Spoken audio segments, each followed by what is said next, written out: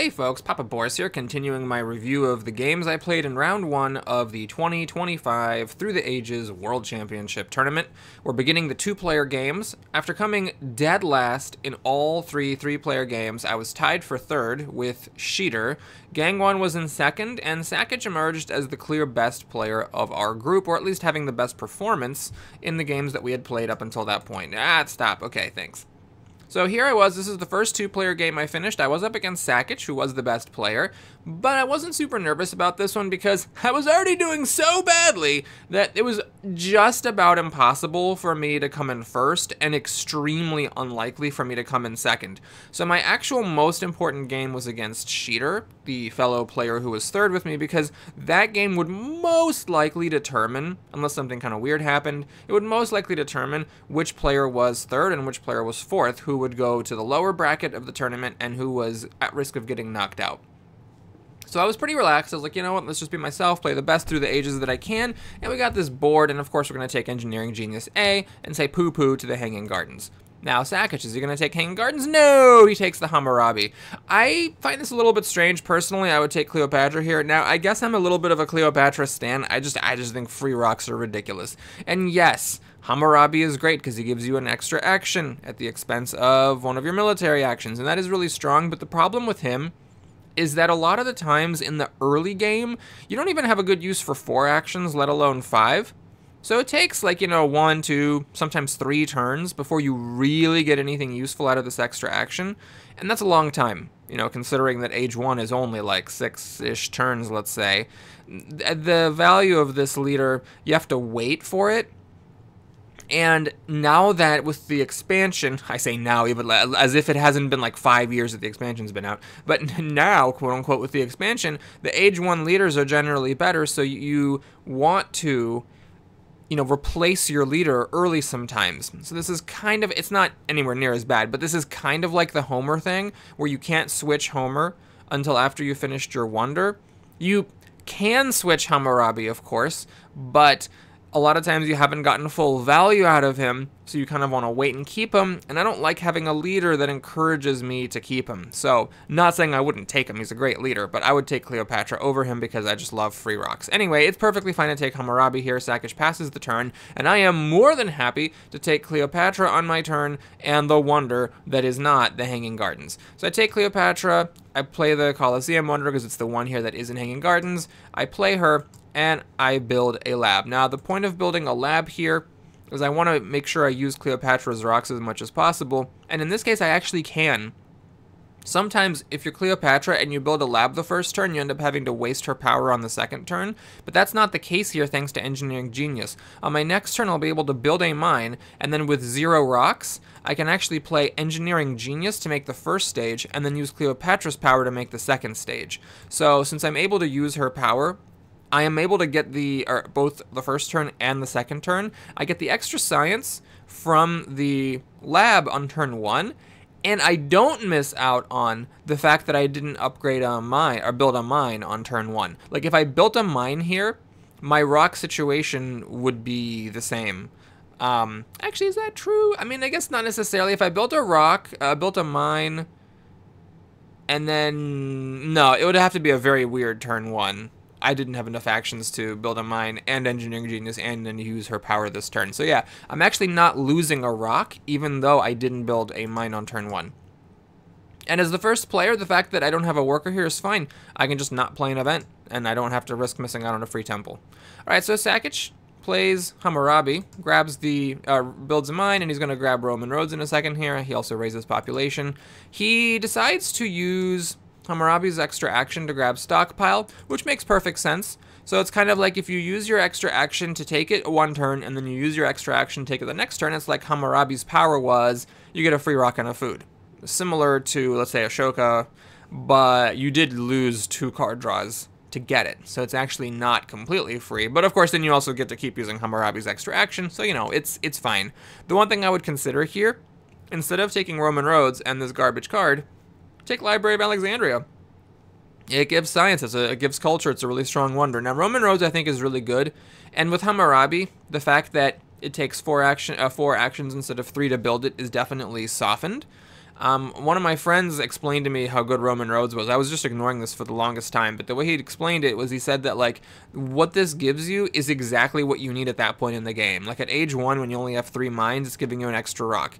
Age 2, when maybe you fixed your rocks and you need science to research the more expensive technologies, it gives you science. In age 3, when you're just trying to win points, it gives you culture. And then an extra yellow token and blue token don't hurt either. So it's a good wonder. I'm not saying you should have taken Library of Alexandria here over the Roman Roads and Stockpile, but, you know, just something to consider. Anyway, Sakic passes the turn. It's over to me. And Iron is right here, which is really rare. It's really rare as the first player on the second turn of the game to have the option to take Iron from the first slot. I mean, there isn't even always a card here on the first slot, the first row, let alone a good one. So this is extremely fortunate. I mean, I've been very lucky. I got Cleopatra, Colosseum, and now Iron. I did risk an event because what I wanted here was, well, what the hell did I want? I don't remember why I played an event, but luckily it wasn't the free temple, it was trade routes. I raised population. I grabbed the Iron because that's amazing. I built a mine, and then, yes, that's why I played the event. Okay, so I was talking before about how I could raise population, make mine, engineering genius A first stage, use Cleopatra's power second stage. That's 4 actions. But if I'm taking Iron here, because, you know, why would you not take Iron, then I'm an action short. But if this event gave me at least 1 rock, I could actually use the rock and Cleopatra's power to make the first stage, which costs 2 rocks. And I got lucky. Not only was it not the temple event, but it also was an event that gave exactly a rock, so I get to use Cleopatra's power here and take Iron. So it's a really good start for me. Now, I don't have a worker still, so I am still at risk of losing a free temple. Sakic, his 1 draw was an event. Luckily, it was not the temple. It was gain population, so we both get a worker. He raises population for 3 food, grabs urban growth here, and then takes breakthrough. Now, I think that was kind of crazy, because the urban growth is 2 actions for 2 rocks when you're taking it from here. I don't think that's good enough, even with Hammurabi having extra actions. I think you take Alchemy here. I mean, Alchemy is a great card, and yeah, I'm fine with the breakthrough. I'm fine with using the Hammurabi action to build the first stage of the wonder. That's all great.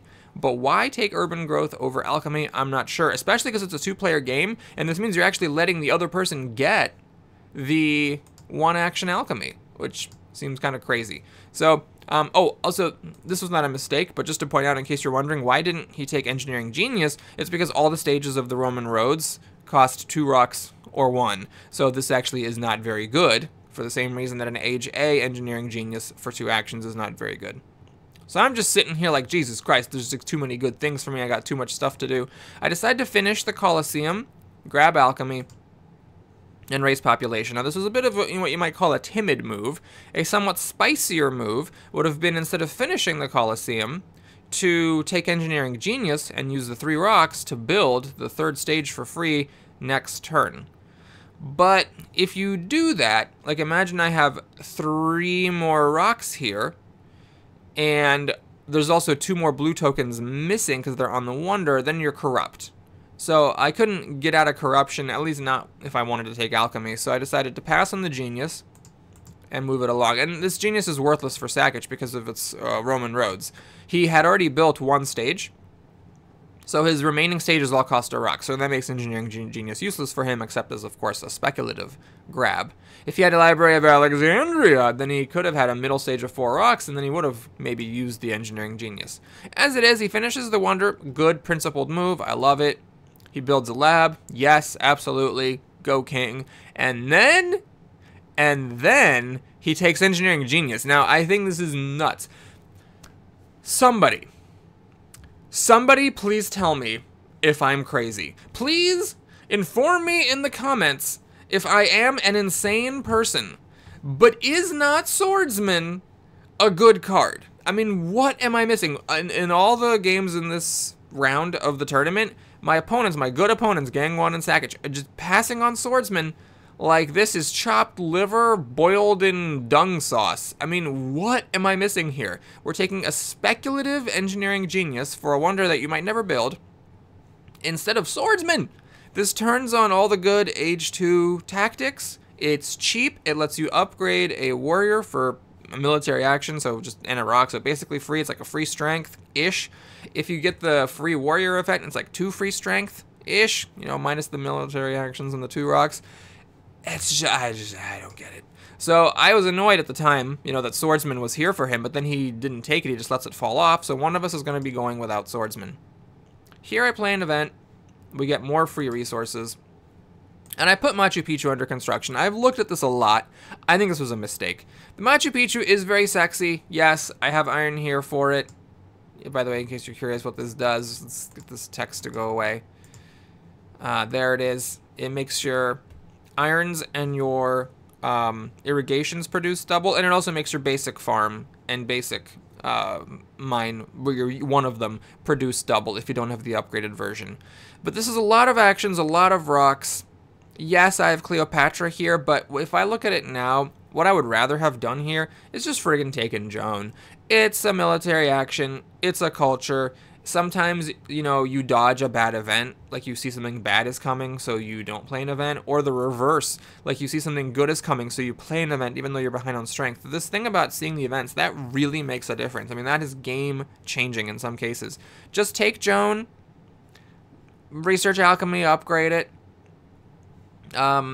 research iron, upgrade it twice. Don't take Joan if you don't want to take Joan. I just don't think that this was the correct way to go. So, that's my opinion.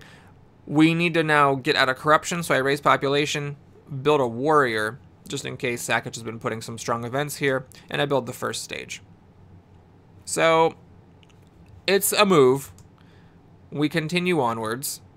I was tempted by Cleopatra and all these rocks I had from the events. Sakich is up. He takes Yan, which is a strong leader, of course. He replaces him right away. He grabs knights, because everybody loves knights. I don't agree. I think swordsman is way better than knights. He plays the stockpile here, and he raises population. So it's a very principled turn. He does need to get out of corruption here. We do have drama and printing press sitting here. You check the leaders for that. We do have Shakespeare. We do have Gaudi. We do have Chaplin and Ian, though the interaction of those is, you know, mild, to say the least. So, yeah, it's worth considering taking those, but it's also not the end of the world not to. He just builds a warrior. Ends up being a very crucial warrior, actually, and we'll see why he went out of his way to do this. And then we pass the turn. So I play an event. We get 3 military cards. And now I have a lot to do. I take irrigation, because why would you not take irrigation? It's a good tech, and you're building Machu Picchu, so it'll be doubled. I finish Machu Picchu, so it actually increases my food and rocks right now. And now with all this science, my plan is, all right, we got to get going with the iron, the immigration, and the alchemy. I don't care about any cards coming in. I just need to, like, you know, get my stuff going. But I take printing press, and I think that's a mistake. I should have absolutely researched one of these, doesn't matter which one. I should have upgraded, I should have researched one of these and gotten going, because I have a lot of civil action debt. I need to research and upgrade 2 irrigations, that's 3. Research and upgrade 2 alchemies, that's 3. Research and upgrade 3 irons, that's 4. 3 plus 3 plus 4 is 10 actions. I have more than 2 turns worth of things to do. I cannot afford to waste an action taking this, you know, very, very loosely speculative printing press.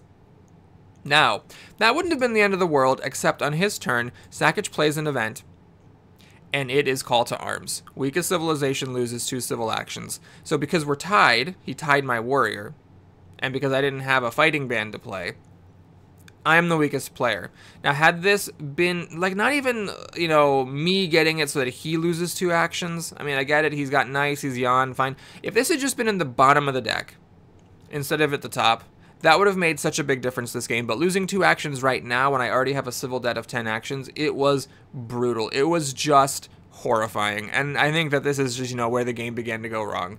So he grabs alchemy, he researches it, he upgrades a lab, and he makes another warrior to make sure that on my turn, I have no chance of winning the strength-based junk that he put in there, and he grabs iron because it's a good tech, and he passes the turn. By the way, notice how Engineering Genius is looking really stupid here. There's St. Peter's Basilica, amazing wonder, but he doesn't, you know, have the room to take it. So the Engineering Genius, even with the good wonder coming up, ends up being wasted. So I play an event, it's immigration. I think I put this in there, and my 1/1 happy face from Colosseum gives me an extra population, which is great, but, you know, I gotta get going here. I have only 2 actions this turn. I make iron and I upgrade it. And yeah, I would have loved to also research alchemy and upgrade a lab or raise my population, or hell, I could have done irrigation and upgrade a farm this turn to get both of my Machu Picchu thingies going. But alas, with Call to Arms, I get to do none of that, and I pass the turn very sadly. Sakich plays an event. It's Cultural Influence. So we've had 3 events so far of the 4, and 2 of them are completely fine. So it was that Call to Arms being on the top that was just so horrible. Anyway, he plays iron, he upgrades a mine, he upgrades a mine, and he upgrades a lab. Very principled turn, respect it, passes the turn, and now we go to age 2. I lose Cleopatra, and this is really, really aggravating because there's so much I want to do here. I need to do all this stuff, but also, I mean, I can't not take Leonardo when I have Alchemy, and I can't not take Swordsman, because who doesn't take Swordsman? So I take and play Leonardo, I take Swordsman, I'm basically getting nothing done this turn, and then I raise population, try to get out of corruption, and I make a warrior, not because I care about the strength, but just to get out of the corruption zone. Now, that was actually a mistake, because I could have, I used up 4 blue tokens to raise population, but I could have used up 3 blue tokens to upgrade a mine, and there was no rush on the population. Maybe I was worried about rats, although I think I actually had thrown rats away myself. Oh, it doesn't show. Does it show? Yeah, it doesn't show. I believe I saw it in my opening hand, or in my hand earlier, so I think I actually threw the rats away. I knew that rats was not going to steal all the food. Yeah, I should have just upgraded a mine here, so I did kind of dig my own grave a little bit. It's Sakich's turn. He plays an event. It's another just totally happy event.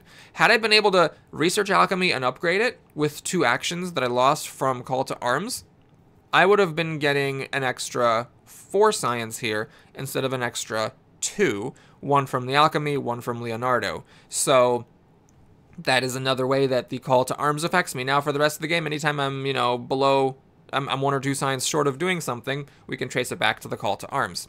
He raises population, he grabs Team Sports for 3 actions. Now that is an aggressive grab. On the one hand, there is some logic to it. He has happy face issues and he needs to fix them, and this is a great card to fix them with. But on the other hand, there's Bread and Circuses here. I don't think Team Sports is better enough than Bread and Circus to justify 2 extra actions. You might say, oh yeah, okay, well 2 actions, but then like you're fine for the rest of the game, whereas, 2 happy faces instead of 3, it does kind of peter out. But I mean, he's got stuff he needs to be doing here. With those extra 2 actions, hell, he could have like researched it right now and built one. And then he would be ahead on any strength-based events in here. So I think that was a little bit aggressive, but it's not totally unreasonable either. Now he is set with this for the rest of the game. All right, so I research alchemy, I upgrade a lab, finally get Leonardo going. I research irrigation, and I get that going. So now everything is going. My Machu Picchu farm, my Machu Picchu mine, and then my Leonardo lab. It does mean I'm not getting cavalry this game, which really sucks. When you have the Colosseum and you're not getting cavalry, it just feels so horrible. But, if I had 2 extra actions, I could have taken one of these, but instead, I don't. And I also make a warrior because, I forget if it was corruption or just because I was afraid of events, and we pass the turn. So Sakich grabs the Republic, which just showed up. Interesting to take the Republic instead of the Conmon. I would have taken Constitutional Monarchy because it fixes your military actions and your civil actions, but he prefers the extra civil action. He's going to grab the Cavalryman that isn't dropping off, of course, and he makes Team Sports, plays one to fix his happy faces, get some extra strength, and he also has this early Phalanx, which is totally safe for him to play because I have no way of getting horses. All the horses are gone. So I am in rough-ass shape. And then I gotta spend half my turn taking cannon, because if I miss the cavalry and the cannon, while I have this tactic here, which is like the best tactic I honestly could have drawn, it's making use of all these warriors eventually, and it makes the use of the cannon, which I'm actually able to get. But 2 actions, half my turn, I was like praying the whole time, like, please, can we stop having useful cards appear? But it's just not gonna happen. Useful cards just keep on coming. And I take the Conmon, because it's like, if I don't take this, in a 2-player game, there's only 2 governments in H2. So if I let this go, I'm stuck as a despot forever. So I just spend my whole turn being corrupt and taking 2 cards. It's a heartbreaking way to live. So Sakich is up. He plays an event. It's 4A. Fine. As long as it's not hurting me, I'm fine with it. He makes the cavalrymen, builds a horse, gets his phalanx online, gets selective breeding, which is here for 1 action for him to fix his food. This is very fortunate for him because there's only 1 selective breeding in the whole deck, and he missed irrigation, so the fact that he got to have it for 1 and that I wasn't in a place to hate draft it is very strong. And he grabs Rifleman.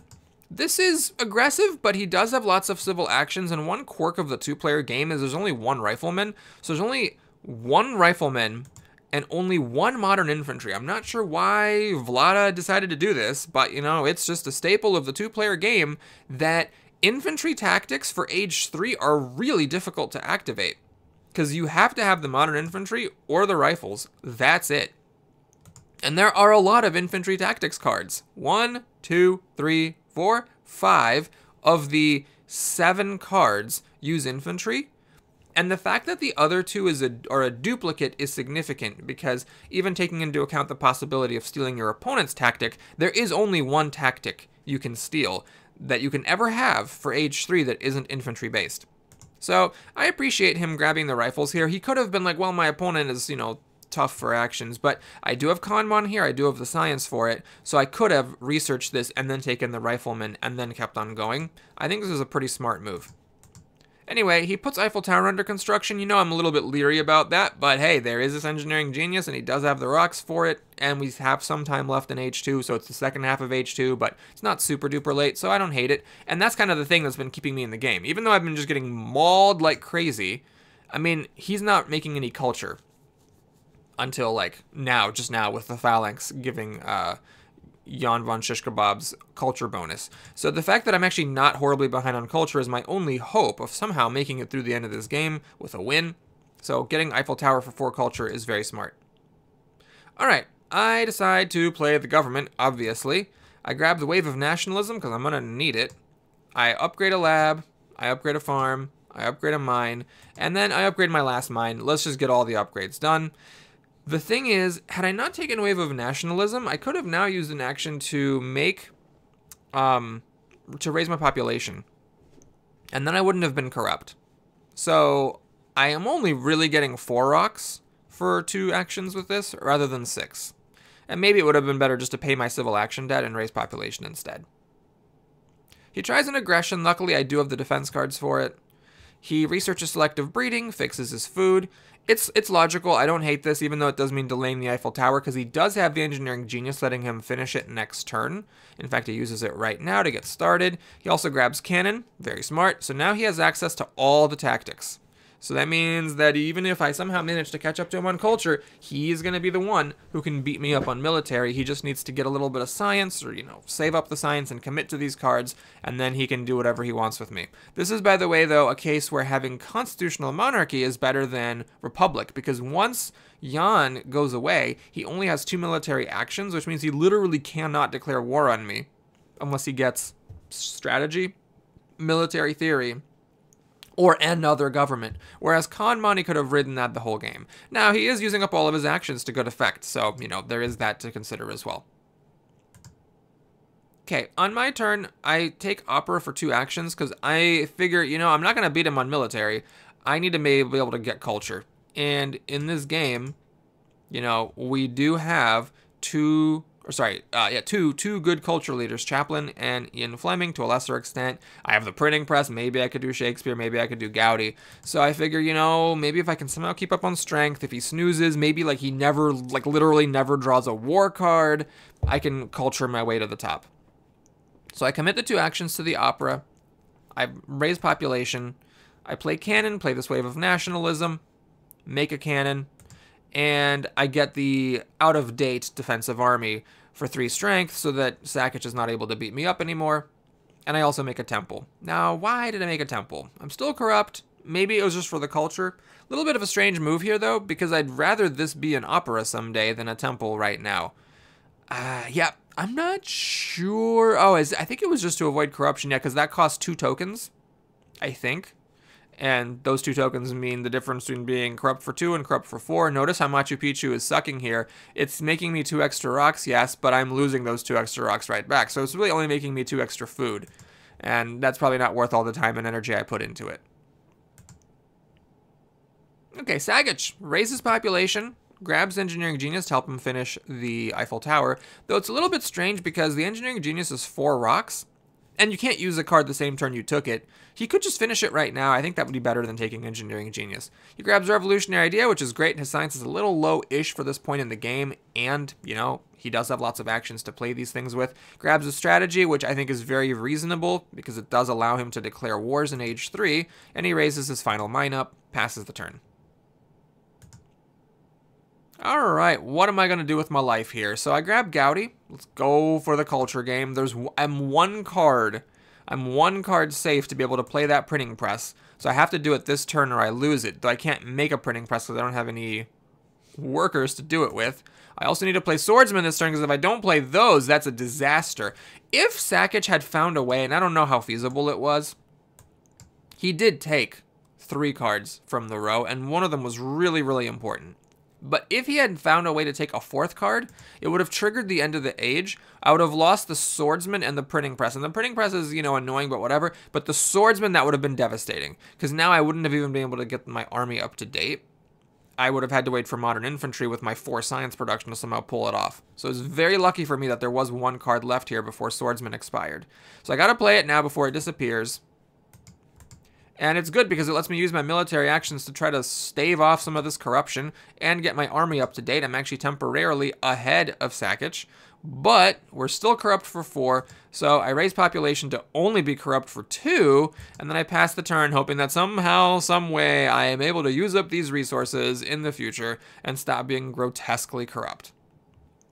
Alright, so Sakic loses Yan and Knights. Knights doesn't matter because he got cavalry. He decides to go for the military push, which is very reasonable. Takes and plays Napoleon. He grabs strategy, so now he is ahead and ready to take advantage of these events. He finishes the Eiffel Tower, so he's now beating me on strength potential, and significantly beating me on culture. Grabs the breakthrough because his science is low and that's good free science, and he passes the turn. On my turn, I play a library, so I'm getting an extra 2 culture from this thanks to Gaudi and 1 extra science, which I desperately need. I research organized religion. I got some happy face problems here, and I fix it right away, so now I have just a discontent worker instead of an uprising. And after raising population, I decide to pass on the air forces. I'm like, you know what, screw it. There are 2 air forces in the deck. When you're behind, take risks. I just gotta hope the other one comes up in a timely fashion. I cannot afford to spend 2 actions to do it right now. I've got other things that need to happen. So I build a cannon to make sure that I'm ahead of Sakic and no funny business takes place. I could have made an opera this turn instead of making a cannon. So that may have been a smarter move because this would have been 4 extra culture. But I decided to just play it safe. Let's get the cannon. Let's put some pressure on him so he doesn't, you know, push his culture up any further. Thanks to Gaudi, I am keeping up on culture. I'm still behind because I'm going to make 5. And then he's going to make 6. So when the round ends, he's going to be ahead and he's getting further ahead. But, you know, it's close. So, oh, wait, and never mind. I do take the air forces. Ah, sorry.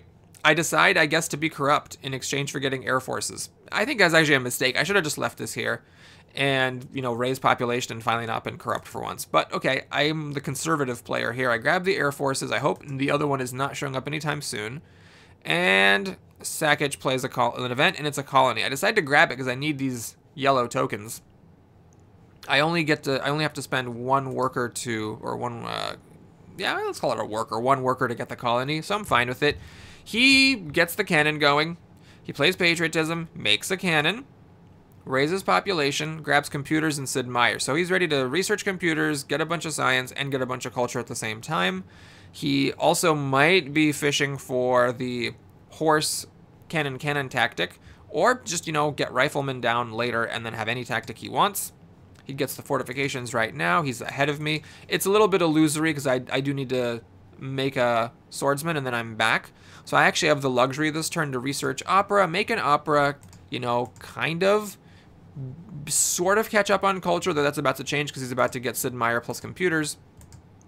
I raise population, build my army back, so I'm only a little bit behind. It's not a huge deal. And here I make what I think is a pretty bad blunder. I take Chaplain. Now, why is this a blunder? Well, because this game has Gandhi in it. And there's a chance that Gandhi shows up. And Sakic, with his 5 actions, is not going to be able to declare wars on me very easily. He does have computers coming, so he is going to have science, so he is going to be able to maybe get another government. But really only communism and democracy are now available if fundamentalism falls off, like if he doesn't take it right now in preparation for this. And if he doesn't get the fundamentalism, then democracy is kind of weak, because democracy plus strategy is only 6 military actions. So it's only 5 military actions. He has to keep Napoleon. He's about to lose a military action, bring himself down to 4, and democracy is not enough to tip the scales. So he would need, with with democracy, to also have military theory, which is, even with computers, asking for a lot of science. So there is communism, but like it might be near the bottom of the deck, or he might not want to deal with the happy face loss. He is kind of at the brink here. And you might say, oh, but Boris, you're forgetting about military theory. Yeah, but Republic plus military theory is also only 5 actions. And if he plays Sid Meier for the culture, he's losing the military action from Napoleon. At 5, the only war that he can declare is the one single hybrid war in the deck. So I think, on the principle of when you're behind, take risks, I should have just hoped that Gandhi came out sooner. I could have grabbed Gandhi. He makes 2 culture instead of Gaudi's 4. But it's possible that with these operas and my excellent rock production, I could have actually fought Sakic on culture. If I don't fight him on culture, the writing is on the wall, because he's got he's got the rocks, he's going to have the science, he's got the military technologies for any tactic he wants. He's going to be able to whoop me. I'm basically hoping he does not draw a war. And Chaplin, what is Chaplin? Chaplin's 2 happy faces and 3 culture. It's not even as much culture as Gaudi's giving me, and I don't even need it right now. There was not much harm in waiting. So I grab Revolutionary Idea for 2 science, because my science is low. Makes sense. I wish I, instead of Chaplin, I'd taken like an Urban Growth, just like for 4 free rocks to make my next opera. And there's Gandhi, literal the next card in the deck. So Sakic flips a colony. Neither of us really wants it, but I let him have it for just a warrior and a defense card. He gets his computers down, of course, upgrades the computers, grabs efficient upgrade for reasons I don't actually understand. He also grabs Engineering Genius for a possible Age 3 wonder, and he takes Military Build-Up in case I get ahead of him so he can get a bunch more ahead. And now I'm looking dumb here with Gandhi right friggin' here. We flip a colony. It's historic territory. This is a big deal in a 2-player game, because either you win 6 and your opponent wins 0, or your opponent wins 6 and you win 0. Those are the only possible outcome. That's a 12-point swing. 12 points is a lot. I should have probably bid more than 2 for this thing, but I don't have any colonization cards, and I didn't want to give up more than 1 worker for it, so Sakic gets it with a warrior and another defense card that he was fortunate enough to have, though I did have to pay 2 defense cards to block an aggression, so, there is that. On the culture front, I decided to take the International Red Cross. It makes sense. I have so much food, it's just stupid, and this is a way to turn that food into a lot of points. And then I grab and play Civil Service, and that is just a horrifying mistake. I don't have good science production. I should have taken military theory. I don't know what the hell I was thinking taking Civil Service. I mean, yes, it's cool to have the actions, but now my science is toast. And, I mean, I do have the option to take military theory now and play it next turn with Revolutionary Idea, but I don't even do that. I actually just don't understand what I was thinking there. I should have just taken military theory with or without the Civil Service. By the way, it's worth noting, I am very happy that I drew the hybrid war, because that means it's not getting declared this game since there's only 1. But Sakic does have a war over technology, and he pops off. So he delays Sid Meier thing. He researches riflemen, and then after making some workers, he gets a modern army online. And I'm lucky he wasn't able to get another warrior and another horse. He had like the rocks for it, just not the actions for it. And so now, because that would have been another at least out-of-date 7 strength. And then he also makes a Stage of My Wonder. You got to do that. That's a 12-point swing, whether you let the opponent do it or do it yourself. And now, because I researched this frickin'... because I researched this like frickin' Civil Service, I have to make sure I get at least something going with the strength, so he doesn't steal my Civil Service. I flip up Historic Territory, and I actually decide to go for it. This is a lucky flip, because this is a 22-point swing, and Sakic cannot bid on it, because if he bids on it, I mean, more than like his extra warrior, he's going to lose the war. So I get it for an absolute steal. I don't care about this. All I care about is just making sure that I don't lose Civil Service. Had I researched military theory, or at least taken military theory, I could have played Revolutionary Idea now and researched it, and then I would have been totally fine. But instead, because I don't have it, I have to make these weird moves. I have to rebuild my swords, and then I also need to, on top of that, blow up a farm and make this random tank that's doing nothing just for the 5 raw strength so that Sakic doesn't steal my civil service. It was just a disaster of mistakes, and at this point, I'm going to speed up the commentary because things just get hilarious. Sakic steals all my science, and then he declares a war over culture. He can even put Sid Meier down. He takes air forces, researches them, you know, makes a bunch strength, grabs democracy, because why the hell not? And then he almost actually has 2 armies again, but he's up to 54 strength, and I have absolutely no way of catching up to him. I'm actually 3 rocks short of being able to build the Manhattan Project, so, you know, add that to my mismanagement. All the corruption meant that I wasn't able to build Manhattan Project here. I play an event because I just need to be desperate for getting points. Raise population, blow up a mine, blow up a library, and I decided to just brute force it. We're doing what is something you should never do. I'm making 3 of these Age 2 defensive armies to get within 10 strength, so that Sakic is only stealing 15 strength from me. Had I had military theory, that would have been worth a lot. I grabbed the reserves because it's rocks and I got nothing else to do with my actions, and then I passed the turn. I just actually passed with 2 civil actions. There's just like literally nothing for me to do. So we get to Age 4. Sakic steals 15 culture, and then he decides, you know what, let's just go for an aggression, and I don't have the defense cards. I never drew enough defense cards. So he steals all my resources. He plays democracy, gets the space flight going. He's living the Miller high life here. He can even use the efficient upgrade to build a lab in 2 turns, get that NASC lab for another 8, for, you know, a total of 18 culture here. And on my turn, I got absolutely nothing to do. I just absolutely nothing. I can make 4 rocks, and I can't even get a warrior to spend them with.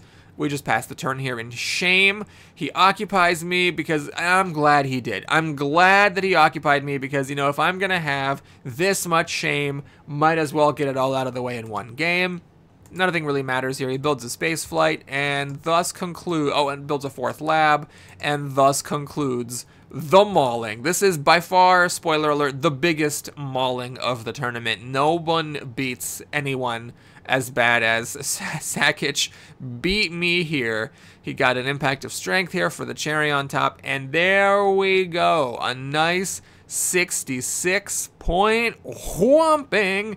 Thanks so much for watching, everybody. That was fun. You know, as horrible as this looks in the end, it is worth noting, had I got Gandhi, he would not have had, with these military actions, the ability to declare war or to occupy. He would have still been able to plunder, but he would not have been able to do the warring, which is the most important part. And that war, by the way, it wasn't even, like, that's not even enough to account for the difference. The stealing of the 15 culture, that's still only 30 points. So he still could have very reasonably won the game, but he would have had to work harder to declare the war, and I wouldn't have had to, like, blow up my civilization just to make a bunch of strength that wasn't even giving me anything. It was just sort of cutting my losses. If I had been able to divert my resources to making culture, hell, making a wonder somehow, maybe I could have actually been close, if not outright won. So that decision to take Chaplin instead of waiting for Gandhi was critical, plus of course the other things that we talked about this game. All in all, it ended up being a rollicking good time. Thanks for watching, everybody. I hope you enjoyed it. Please like and or subscribe, and I'll see you again soon. Take care.